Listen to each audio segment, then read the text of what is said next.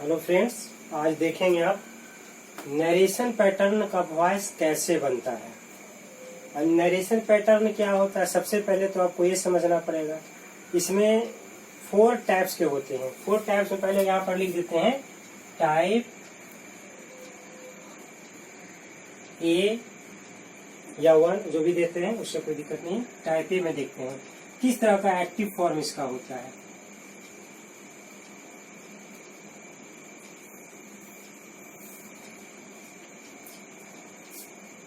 Subject plus देखिए V1 या V5 और इस प्रेजेंट में रहेगा या सिंपल प्रेजेंट कर सकते हैं इसको इस तरह से, plus that plus subject plus is am are plus यहाँ पर नाउन भी हो सकता है, एडजेक्टिव भी हो सकता है, कुछ भी हो सकता है, उससे कोई दिक्कत नहीं है। अब इसका देखेंगे कि हम बनाएंगे किस तरह का सेंटेंस होगा। पहले इसको सेंटेंस को समझते हैं। People say that he is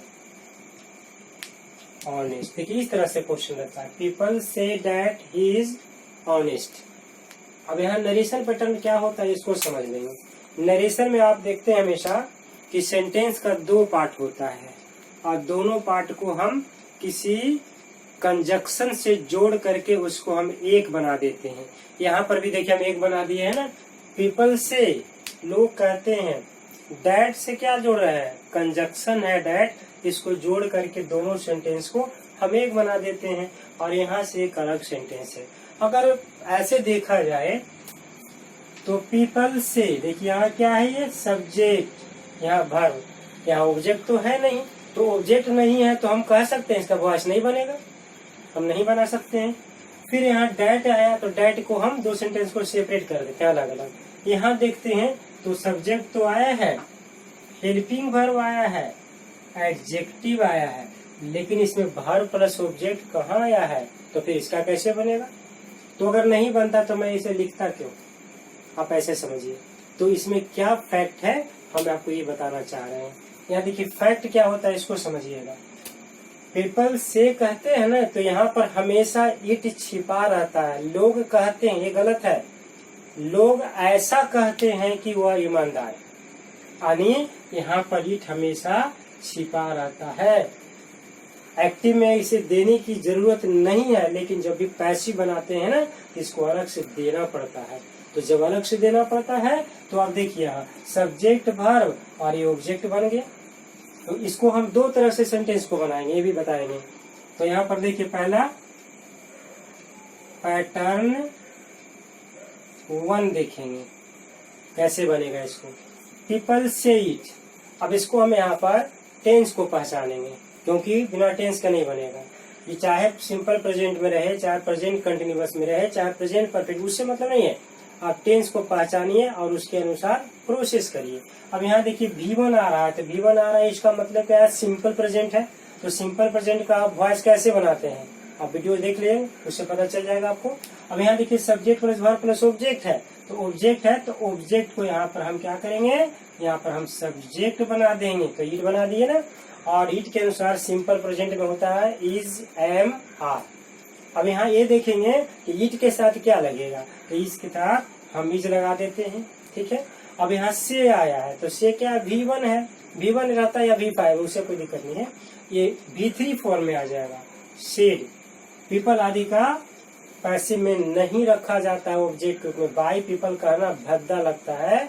अब यहाँ देखिए आप समझ सकते हैं, ऐसा कहा जाता है, अंडरस्टूड है। ऐसा किसके द्वारा कहा जाता है, ऐसा लोगों के द्वारा कहा जाता है। तो आप नहीं भी लिखते हैं तो यहाँ पर मानक होता है कि पीपल छिपा हुआ है, इसीलिए पैसिव में बाय पीपल लिखना बड़ा लो ग्रेड का वॉइस कहलाता है, इसलिए इसको हम अवॉइड करते हैं। अब हमने लिख इसको बना दिया, इट इज सेड।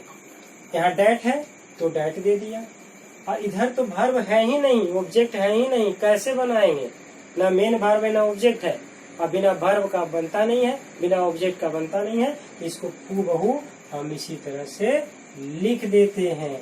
देखिए बन गया, it is said that he is honest. ऐसा कहा जाता है कि वह ईमानदार है। और मैंने पहले भी बताया है कई वीडियोज में कि बिना वर्ब के थर्ड फॉर्म का पैसिव नहीं बनता है। यहाँ पर ये देखिए V3 फॉर्म आया ना, इसलिए वॉइस बना। बस इसका एक पहचान होता है। इसको एक पैटर्न 2 में भी हम देख सकते हैं।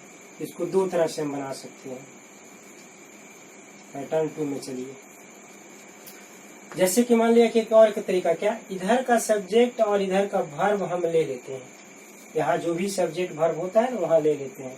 तो जैसे ही इज आया है तो इसको देखिए हम ले लिए ही इज। इधर तो वर्ब है नहीं, वर्ब तो यहाँ आया है ना, तो यहाँ से हम ले लेंगे इसको, तो V3 फॉर्म में रख देंगे। तो ही इज सेड, फिर इसमें टू भी लगाना पड़ता है अपने मन से, और टू भी लगा करके ये जो लास्ट में दिया रहे इसको हम यहाँ लिख देते हैं। आपका इसका तो पहले ही बताया कि यूज नहीं होता है, नहीं हुआ। और यहाँ डेट की जरूरत ही नहीं थी, क्योंकि कंजक्शन कब होता है, जब दो सेंटेंस रहता है। यहाँ तो मैंने एक सेंटेंस बताया आपको, एक ही सेंटेंस में बना दिया, तो इसकी जरूरत कहाँ पड़ गई। तो आप शॉर्टकट में इधर से सब्जेक्ट प्लस हेल्पिंग वर्ब ले लेंगे, इधर का मेन वर्ब ले लेंगे, इतना ले लिए, इसका भी यहाँ जरूरत नहीं आता है, ठीक है। और फिर टू भी लगा करके लास्ट में नाउन आवे चाहे एडजेक्टिव आए, इसको बना देते हैं। तो he is said to be honest. ये आपका पैटर्न फर्स्ट में आ गया, इस तरह से बना सकते हैं। चलिए अब हम लोग पैटर्न 2 में देखेंगे, यानी इसमें टाइप ए है ना, अब यहाँ पर हम कर देते हैं टाइप बी। इसको देखेंगे टाइप बी में। देखिए पहले एक्टिव फॉर्म को आप समझ लीजिए।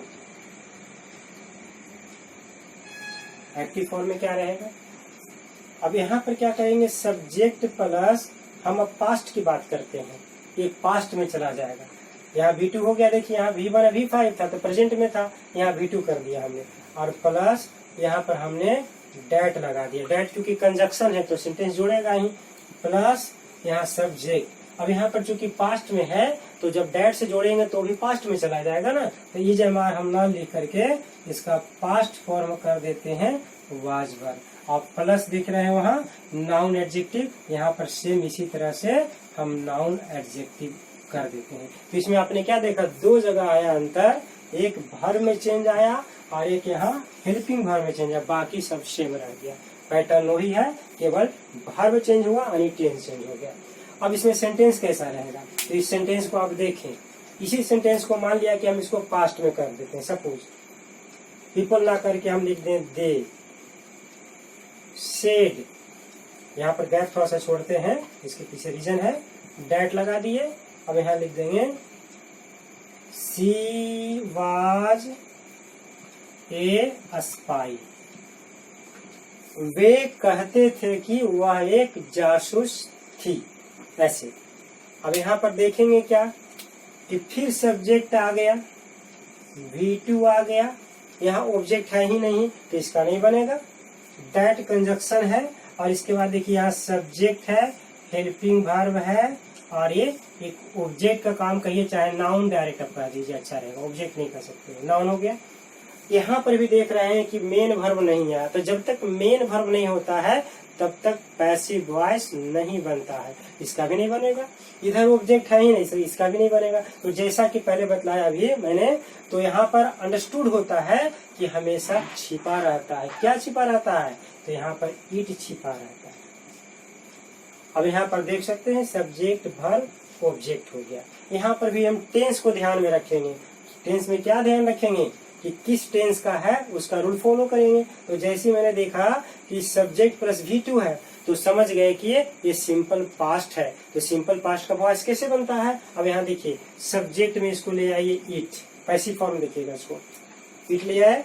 अब इट के बाद सिंपल पास्ट का रूल होता है कि इसमें हम वाज और वर लगा देते हैं, जो भी रहता है। तो यहाँ पर चूंकि यहाँ पर हम इट लगा रहे हैं तो हम यहाँ पर वर नहीं लगाएंगे, हम इसको केवल वाज रखेंगे, ये ध्यान रखेंगे। लेकिन वाज वर हम लगा सकते हैं अकॉर्डिंग टू सब्जेक्ट। तो यहाँ तो इट सिंगुलर में है तो इट वाज हो गया।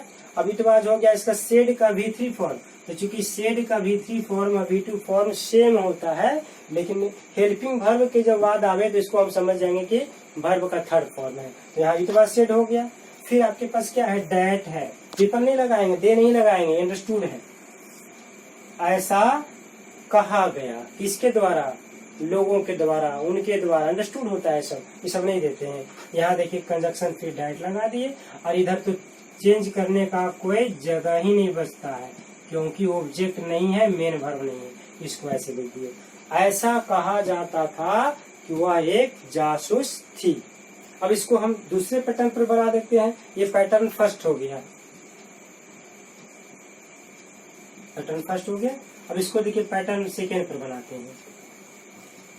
जैसा कि आप इसको देखिए, सेम इसी तरह से इसको भी बना सकते हैं, कोई इसमें अंतर नहीं है। सबसे पहले क्या करेंगे, यहाँ का सब्जेक्ट और हेल्पिंग वर्ब ले लेंगे, कि यहाँ देखिए कॉमन है, देख रहे हैं, तो कॉमन में मैथ में कैसे बनाते हैं, कॉमन लेते हैं, यहाँ भी आप कॉमन ले लेंगे। कोई भी सब्जेक्ट भाषा पढ़ते हैं कॉमन सब में लिया जाता है कहीं न कहीं।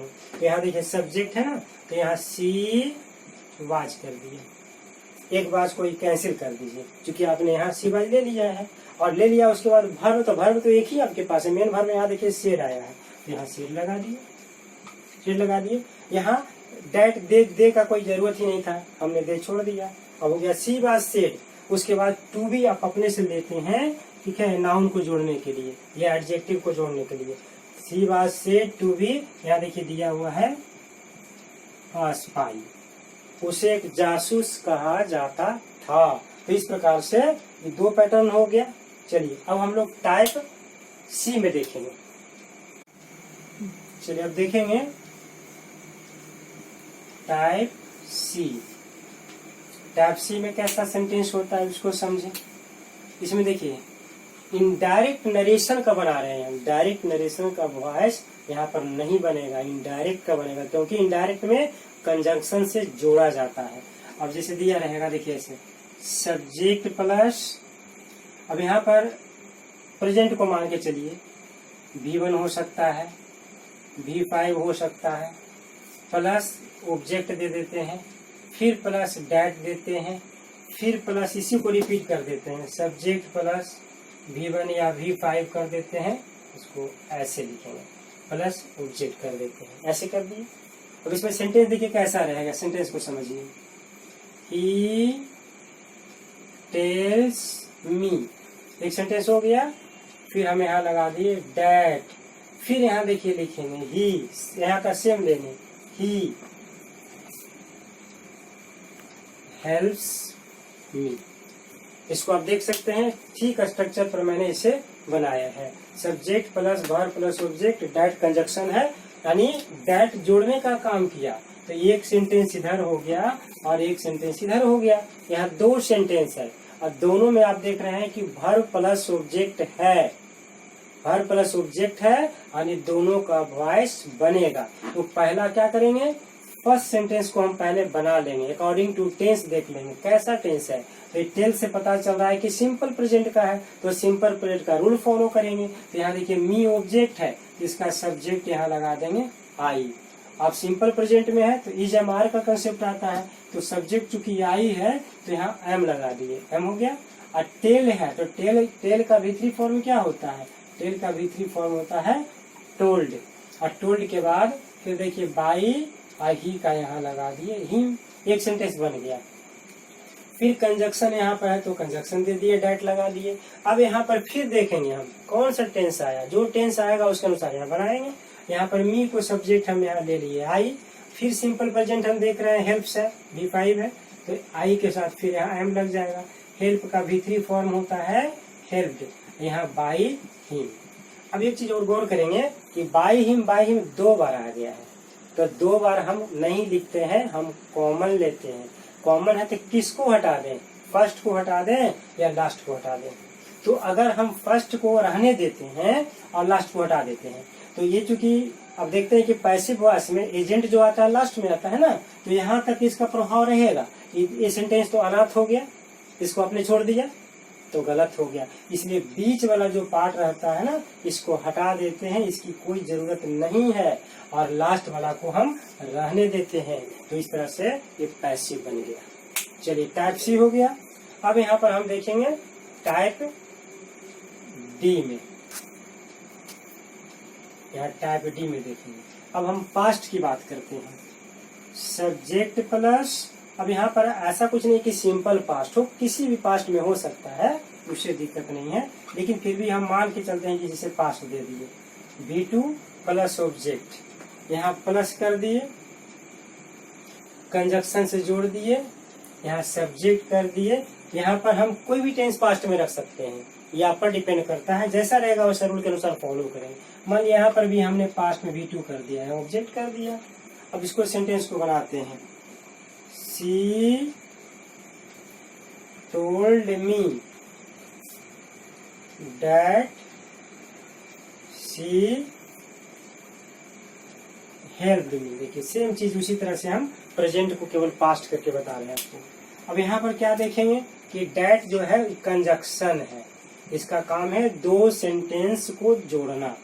इसके पहले एक सेंटेंस कंप्लीट है और इधर भी एक सेंटेंस कंप्लीट है। देखिए subject plus V2 plus object, यहाँ पर चाहे किसी भी पास्ट में होता हम उसके अनुसार सोचते। तो सबसे पहले हम टेंस को फॉलो करेंगे। टेंस में देखेंगे कि सिंपल पास्ट है, तो सिंपल पास्ट है तो सिंपल पास्ट में कैसे बनता है, जैसा कि आप देख सकते हैं लास्ट वीडियो में मी है, तो मी का क्या होता है, आई होता है। आई के साथ सिंपल पास्ट में क्या लगता है, वाज बेर का आता है इसमें, तो आई के साथ तो वाज लगेगा, तो वाज लगा दिया। फिर टोल्ड है तो टोल्ड V2 V3 दोनों में टोल्ड होता है। फिर यहाँ पर क्या करेंगे, बाई, अब बाई या सी को ऑब्जेक्ट में कर देंगे हर, एक सेंटेंस कंप्लीट हो गया। फिर यहाँ कंजक्शन है तो कंजक्शन को हम जोड़ देते हैं डैट।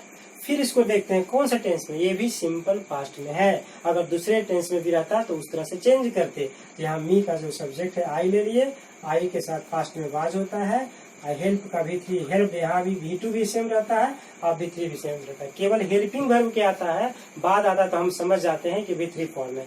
और फिर यहाँ देखिए क्या है, बाई और सी का हर लगा दिए। यहाँ भी सेम चीज देख रहे हैं कि कॉमन आ गया, बाई हर दो बार आ गया। तो इसको अगर रहने देते हैं तो इसका प्रभाव बस इतने पर नहीं रहेगा, लेकिन इसको हम हटा देते हैं, कॉमन लेते हैं, हटा करके लास्ट वाला को रहने देते हैं, तो इसका पूरे सेंटेंस पर प्रभाव दिखता है। तो इस प्रकार से आपने देखा कि नरेशन पैटर्न का जो वॉइस होता है वो 4 टाइप्स का होता है, ABCD। ये चारों को आप इस तरह से सेंटेंस को बना सकते हैं। Thanks for watching this video.